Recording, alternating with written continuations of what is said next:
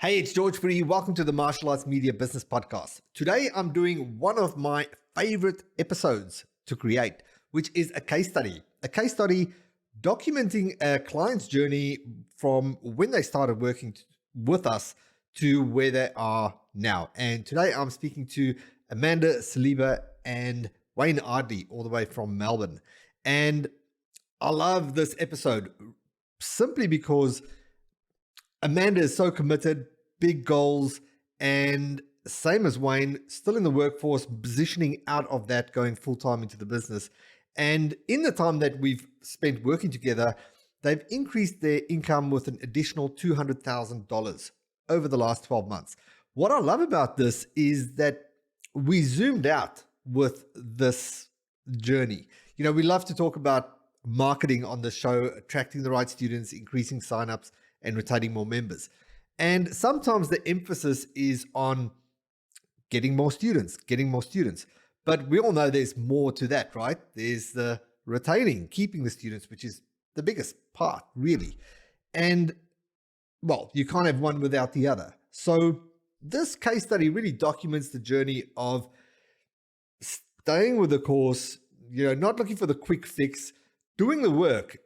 We are on coaching calls actually every week. Amanda's always on the coaching calls. There's lots available. Amanda's always on all of them and does the work, implements, makes the refinements, and really commits to the journey. And that's really what it takes. So I love doing this interview. You're definitely going to get a lot of value from this. Head over to martialartsmedia.com/137 if you'd like to download the podcast transcript and the resources mentioned in this episode. And that's it. Let's jump in. Amanda and Wayne, welcome to the Martial Arts Media Business Podcast. Hello. Thanks for having us, George. Cool. So I wanted to bring you guys on the show, and this is one of my favorite interviews to do because we get to talk a bit about a customer journey, working together, and the awesome results that you guys have managed to do over the last 12 months, which is really, really exciting, and look forward to diving a bit more into the details on that. But just before we kick things off, if you don't mind sharing just a bit of an intro, who is Amanda, who is Wayne, and what do you do in the martial arts space? What do? We run a club or a gym, depends on what terminology you want to use, in Bacchus Marsh in Victoria. We primarily focus on Brazilian Jiu-Jitsu and Krav Maga. We also run a little side program called Krav Fit, which is just more of a high intensity sort of workout. So it's a little bit away from the martial arts space, but into the fitness space, but using martial arts techniques and things to just get that quick 30-minute high intensity program. And we do that for adults and for children as well. From 3, we have a little ninjas program from 3 to 5-year-olds. And then we also have kids, and then we go all the way through to adults. Love it. So what got you into what you do, into the martial arts space and the different styles? Well, that's a long question. I don't know if we've got enough time for that one. Both of us are long-term martial artists, I suppose you could say. I certainly started when I was probably around 14 in Taekwondo, moved to karate, then to Muay Thai, kickboxing, boxing, through a number of different programs. About 20 plus years ago, started on Brazilian Jiu-Jitsu. I've been doing that one ever since. That's sort of my real passion, martial arts or martial art. Then into also studied and trained, got instructor qualifications in a number of other styles, including Ray Floro's knife fighting system as an example. Kali, the Filipino martial arts, trained as an instructor many years back for over half a decade with one of your compatriots from South Africa, Rodney King, in the Crazy Monkey Defense Program. There's probably a long list, but the primary things for like 20 plus years are probably the Brazilian Jiu-Jitsu and basic striking, whether it be Krav Maga or boxing, kickboxing for myself. Your turn. For me, I started when I was 17 and I did Muay Thai for over a decade, competed in that, then moved into Crazy Monkey with Wayne.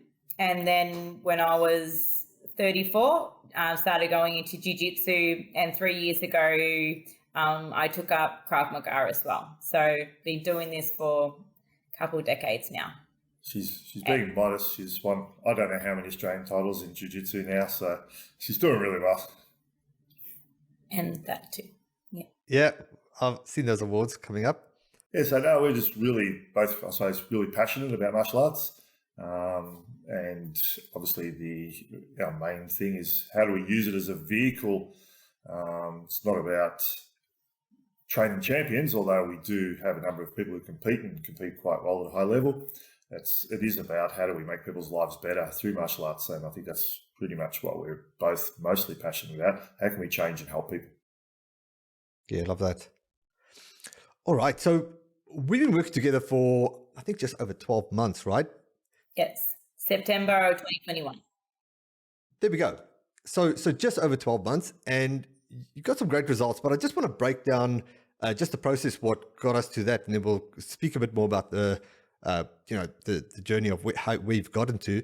When we had that first conversation, what did you want to achieve, and what problems were you facing in the business at the time? So we met you through our Clubwork seminar, so through our CRM, and you did a seminar on there, and I was really interested to hear about marketing, just because I knew that I wasn't doing it very well and I needed some help in that area.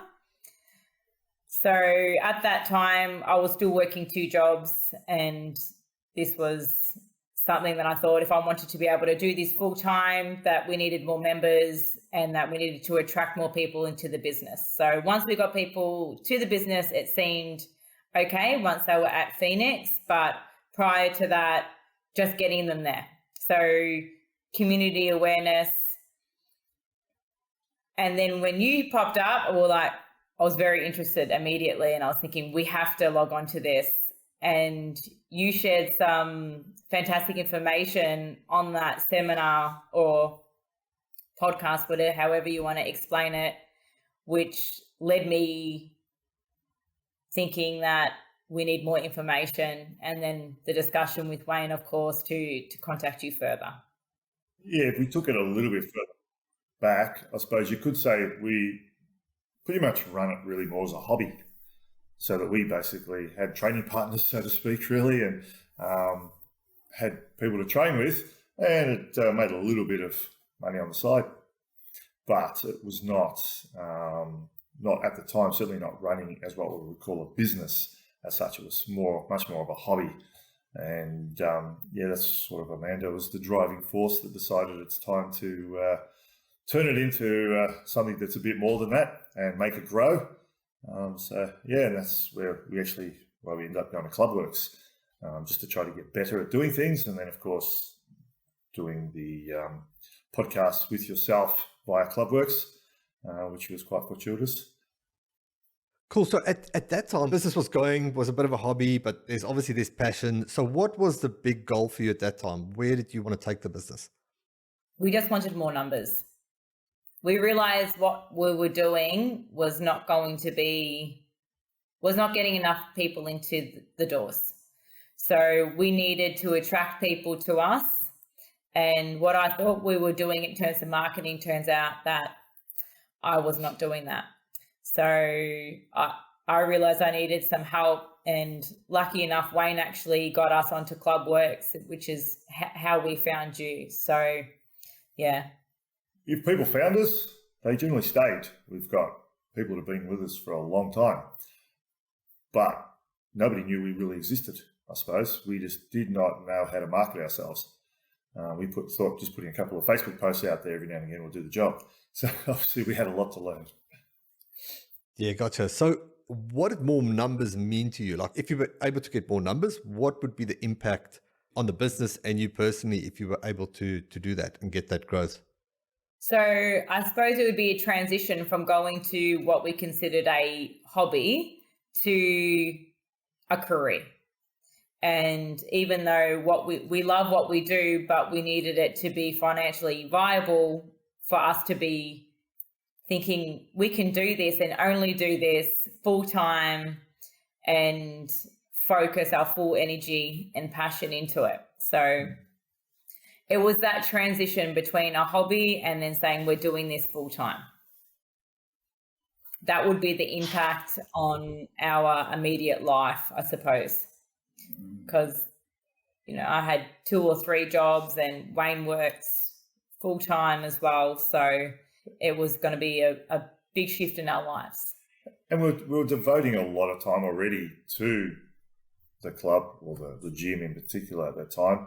And we were starting to invest a lot more money, new mats, new facilities, trying to always improve. And it was just getting that we were outlaying a lot of money. And we thought we actually need to make some more money if we want this to keep working and grow, so that we can justify keeping it going as well, let alone taking it the next step, which is, of course, is becoming full-time careers for us both.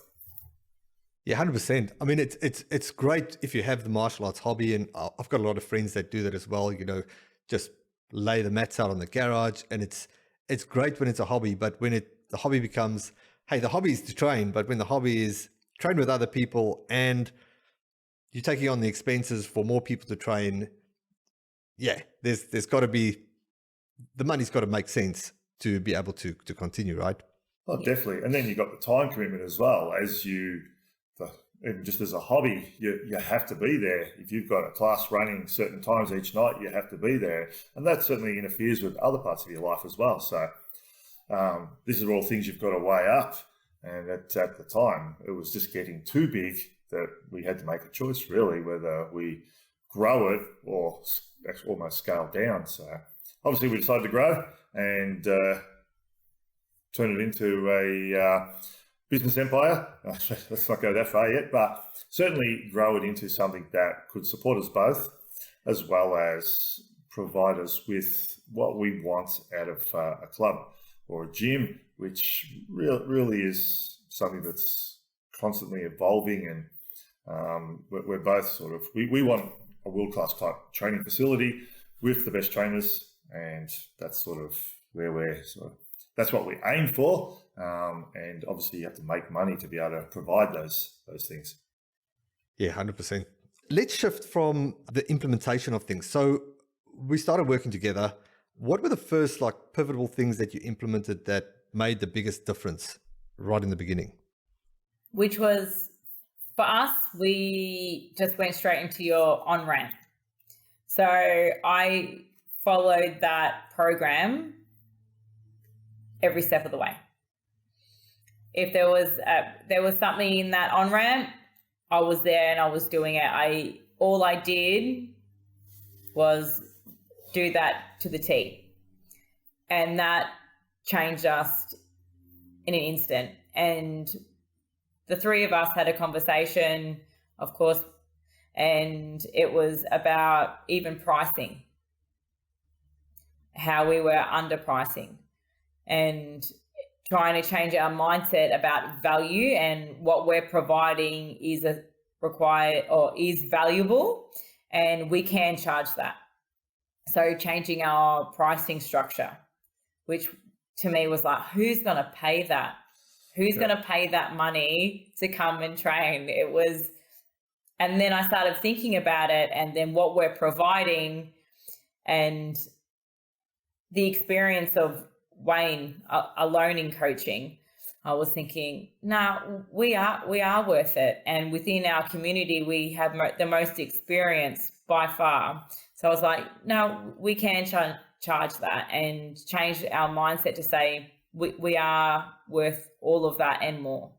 So having those conversations with you, and you just saying, no, that's not good enough, and restructuring our pricing as well, which was part of our on-ramping and the initial consultation with you.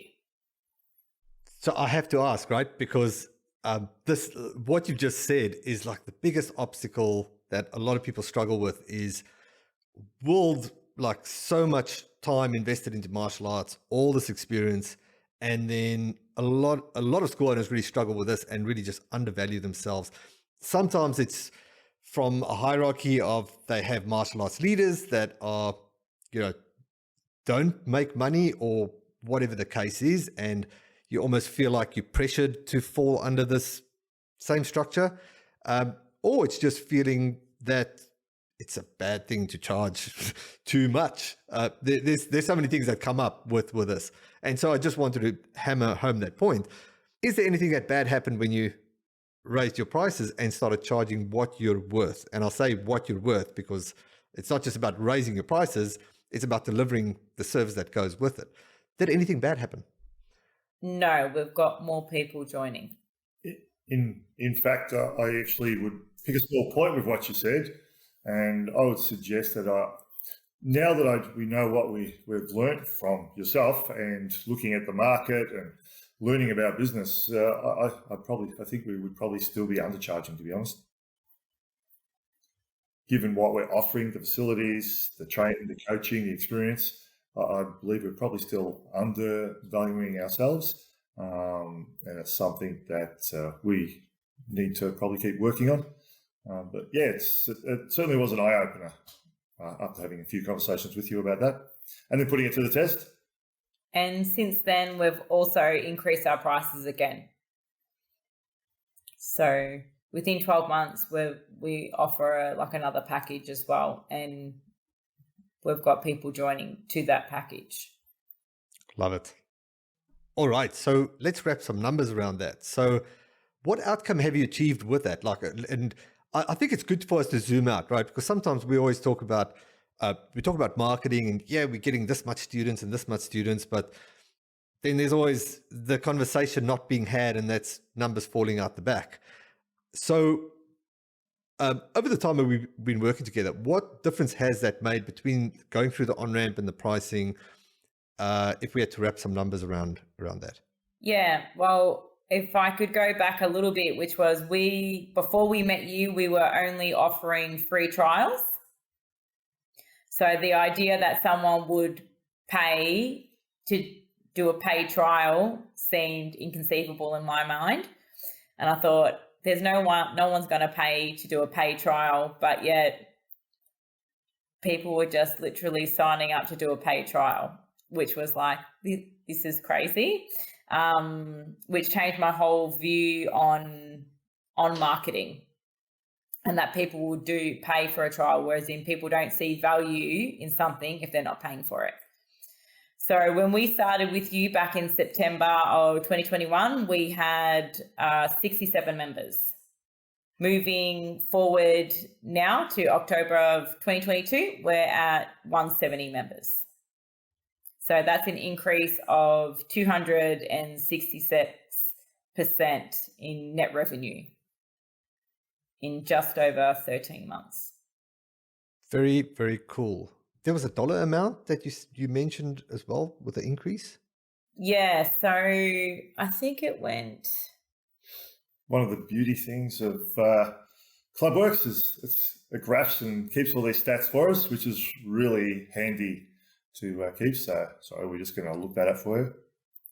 In the meantime, I will point out that I thought you were a snake charm salesman there at one point. How on earth why would people pay money for a trial where they can get it free? I think that's just crazy. But you proved me wrong, so thank you for that.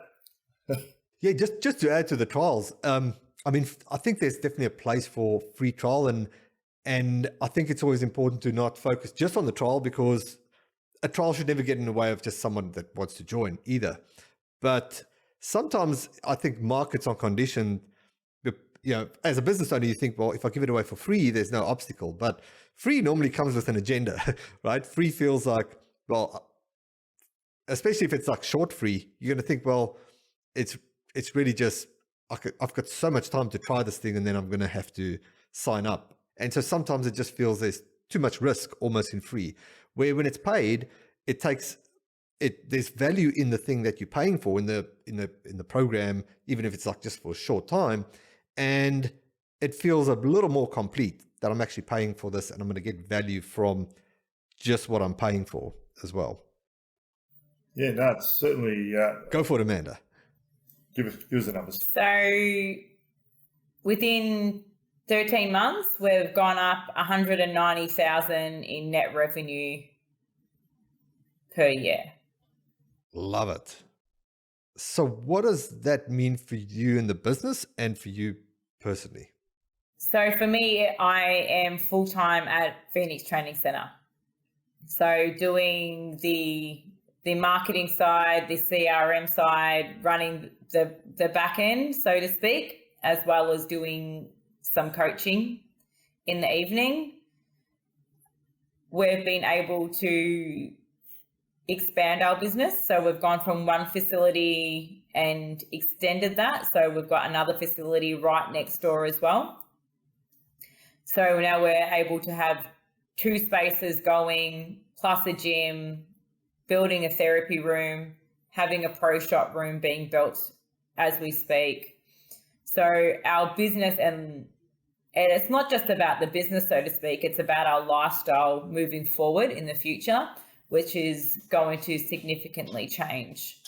And we can see this, it's easy to see now what the potential that we have now that we're in this position already. Yeah, and just being able to offer so much more. And as I said earlier, we really wanted to grow the facility to, like, even though we're in a, what you would almost call a country town in Victoria, it's not quite, it's just on the outskirts of suburbia, but to provide what I wouldn't class it yet as world-class facility, but we're on the way to that, where the facilities are just constantly improving. They're really, you'll be struggling to find a better facility outside of some of the big places around the world. So that's one of the big goals, and this is allowing us to do that. People certainly walk in, they go, wow, this is good, when you compare it to everywhere else around us. That's awesome. All right. Anything else to add on that? How are you feeling about all that? I mean, that's like a big moment. And I recall getting the Facebook message from you saying, I've got some good news to share with you, and sharing the numbers. How do you feel about that and where you're headed? Yeah, I think we feel like we've accomplished something that seems like in our mind, I sort of put it to like we've got the facility, but we've got the spark, and I just need to add a little bit of fuel, and we're going to be taking off. But I just didn't know how to get there. And you were sort of like the missing link that I felt like we needed. Because like, we've ran businesses before, but not like this.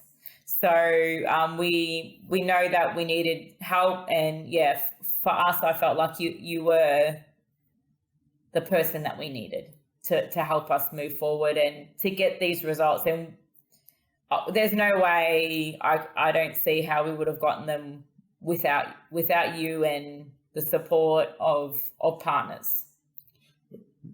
Yeah, realistically, we're martial artists, first and foremost. And like a lot of martial artists, we probably thought we knew a little bit about business, but we didn't. Certainly didn't know about media and marketing and all those sort of things. So it was a real eye-opener to realise how wrong we'd been with what we were doing. And it was, just following that OnRamp course sort of was mind-blowing in that respect of how to do things properly. And I think that's where a lot of martial artists probably, we certainly needed that help, and I imagine that most martial artists would. Because again, we're martial artists. We devote all our time to how to choke people and all that sort of stuff, punch them in the head. And yeah. The good stuff. Well, probably too many punches in the head. So, but it means at the end of the day, we can't specialize in everything. And that's where you need to go to a specialist in something to get better at it. And that's what we got. So we're pretty happy with that. But this is just the start, George. That's awesome. Yeah, for sure. I want to say thank you, but you guys did the work and implemented it. Without that drive, nothing happens. We actually decided early on that we're just going to follow your blueprint to the letter. It was made it easier. That way we could blame you if it didn't work as well. But we just followed the blueprint to the letter. And again, not knowing any better, I think that was the best thing. We didn't try to read too much into it. I said, this is what the blueprint says. Let's just do it. And then I would often say to Amanda, she'd bring something to me, and she'd been working on some advertising or whatever material, and she'd, what do you think? And I said, well, what would George say? I'd look at it because, and we both started to learn what you would say when we would send something to you. Oh, no, this is this, or no, this needs to be fixed, or no, that's got to be at that angle, and you've got to have, what's the offer? So things like that, your little sayings, Georgisms. But yeah, in the end, I would just say to Amanda, what would George say? And yeah, I better go and change that. And it worked. Oh, that's great. Georgisms. Yes. I'm going to have to check if that's my name that's available. For one day when I'm famous. All right, awesome. So if you could finish this sentence, we almost didn't join because? Stubbornness on my part. Thinking that we could do it ourselves. Yeah, so thinking that we couldn't spend more money and that we couldn't afford it. Thinking that we couldn't afford to invest in a coach, even though we knew that we needed it, but thinking that we can do it ourselves. But yeah, like as I said before, you were what we needed. All right, awesome. What's been your favorite part of working like with me and within the Partners group? You and all the other martial art owners, because I haven't really missed many of those meetings, the Hour of Power that you run twice a week, and then with the additional ones that you also run, I haven't really missed many. And being accountable, and if I get stuck within a problem, there's nearly someone in the group. I've never gone to the group where they're like, oh, no one's experienced that. So the experience within the group and the knowledge of the group, like we are, and I am very, very grateful for everyone, and always sharing and saying, how about doing it like this? Or I've been through that, try it like this. And yeah, I'm not only grateful, but proud to be a part of it. Yeah, the group is both knowledgeable but also inspiring. When you see what a lot of members of the group have achieved and what they've been through, and as Amanda alluded to, the issues that they've faced that we've brought up to the group, and they've, oh yeah, no, I've done that before, no, don't worry about that one. And it does give you a sense of purpose, I suppose, to hear these people talk and listen to, again, what they've been through, what they've done, how they've succeeded, and where they are now. And you sort of want to emulate that, and gives you that impetuous or the drive to follow through and do to achieve what you want to achieve as well, or what we want to achieve in this case. And there's some really nice people which we've met, some really great people, and we've caught up with them outside of the group, and chatted to them, and yeah, it's been really good. That's so cool. I see you guys jetting around the country and meeting up with other members. That's awesome. Last question. Who would you recommend Partners to, and why? I would say anyone that is got a martial arts business, and that if you think that you are not where you want to be and you want to do this full time, you need to join Partners. Because it's not just about George, it's about the power of the group and what the group gives back to you, as well as you giving back to them. I think anyone really who's passionate about martial arts and wants to grow it and turn it into a career for themselves, definitely, because it's, as I said earlier, you can't be an expert at everything. And if your expertise is in martial arts, you're probably lacking in other areas like marketing, media, building websites, all these other things that the group provides the solutions for and help for. So yeah, no, it's really good for anyone who's a passionate martial arts instructor, most definitely join up. Yeah, with the group, I feel like there's a level of comfort as well. I think when I'm there, I'm like, oh, I feel like I can ask anything to the group because they've probably been through it already. And I think they're going to give me not just their level of experience and knowledge, but it just feels warm within the group to be like, okay, I can go to this and I've got a problem or an issue or whatever. And they can give me a solution there and then too, because it's live and it's interactive. And Wayne can't be there at all of them, of course, because he's working as well. But hopefully in the near future, he won't have to do that either. That's the plan. Yeah. So on that plan, I'd love to have you guys back on the podcast and have another chat. What is the goal that we're going to celebrate on the next podcast? Let's make it, let's cement it in.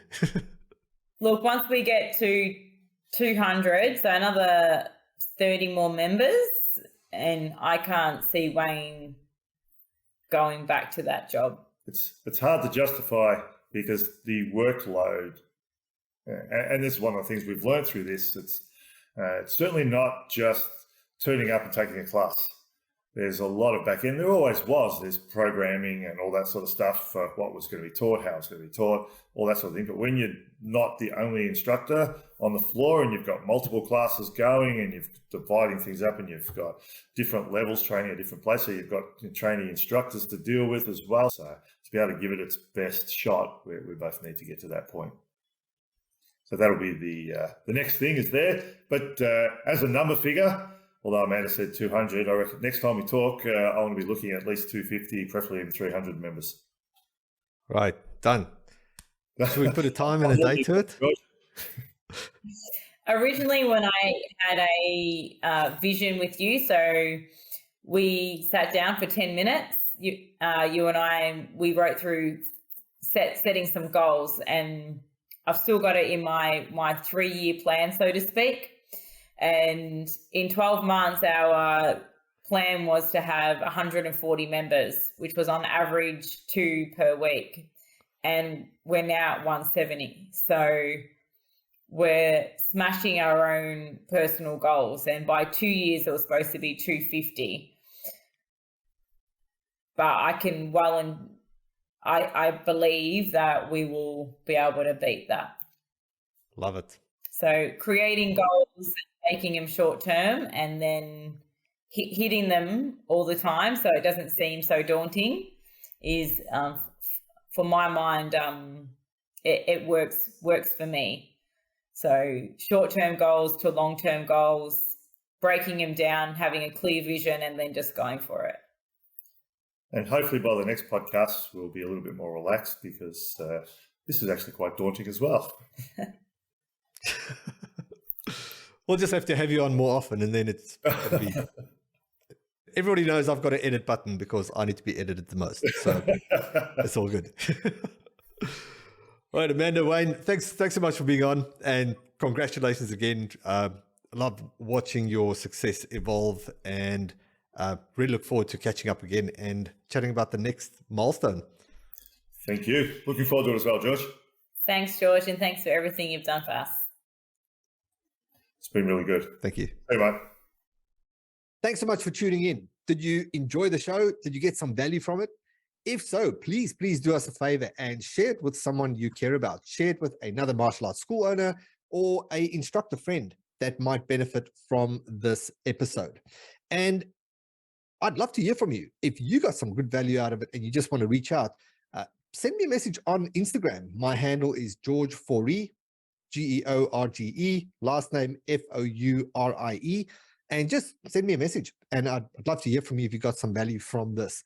And last but not least, if you need some help growing your martial arts school, need help with attracting the right students or increasing your signups or retaining more members, then get in touch with us. Go to our website, martialartsmedia.com/scale. And we've got a short little questionnaire that just asks a few questions about your business to give us an idea of what it is that you have going on. And then typically from that, we jump on a quick 10-15 minute call just to work out if or how we can be of help. Not a sales call. It's really a fit and discovery call for us to get an idea if we can be of help. And that's that. Would love to hear from you, and I'll see you on the next episode. Cheers.